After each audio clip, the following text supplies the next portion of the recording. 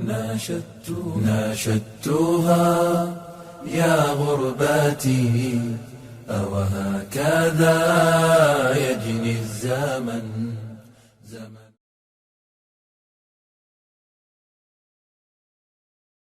الحمد لله والصلاة والسلام على سيدنا محمد وعلى آله وصحبه أجمعين. اللهم علمنا ما ينفعنا وانفعنا بما علمتنا إنك أنت العليم الحكيم. طبعا أخذنا else بشكل نظري. الآن نرجع لنفس المثال اللي استخدمنا فيه if. لو رجعنا هنا واستخدمنا set speed، لاحظ 150. احنا وضعنا شرطين، إذا كانت السرعة أكبر من 100 اطبع slow down. هنا الآن ممكن تستخدم else. خلينا نحط أقواس عشان نوضح الأمور. else system مثلا، لاحظ out println مثلا نكتب له اوكي، يعني انك في السيف مود، او خلينا نكتب له سيف. اوكي، نكتب له سيف انك كويس، ماشي كويس.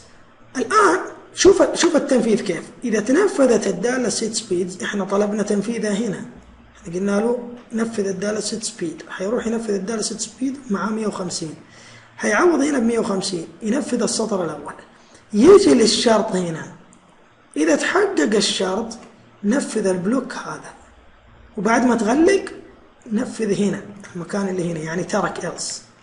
إذا ما تحقق الشرط اللي هو الشرط هذا،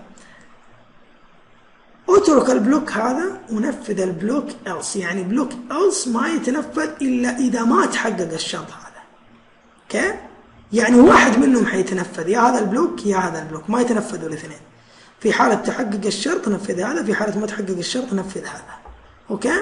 الآن احنا عندنا القيمة كم؟ 150 اللي رسلناه. اس أكبر من 100 مظبوط، اللي هي 150 أكبر من 100، حينفذ هذا. شغل،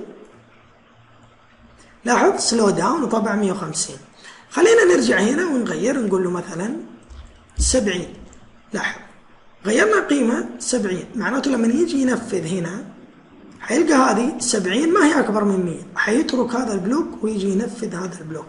شغل، لاحظ طبع لنا سيف، طبع لنا سيف. وإلس بنفس الفكرة، إذا كان فيها جملة واحدة بداخلها زي الحالة اللي موجودة عندنا الآن، ما تحتاج تحط أقواس، ممكن تكتبها كذا. يعني نقدر نختصر هذه الجملة بدون أقواس ونكتب بالشكل التالي. نكتب بالشكل التالي هنا، لاحظ صارت بشكل مختصر. وهذه هي الفكرة العامة. صلى الله وسلم على سيدنا محمد وعلى آله وصحبه أجمعين.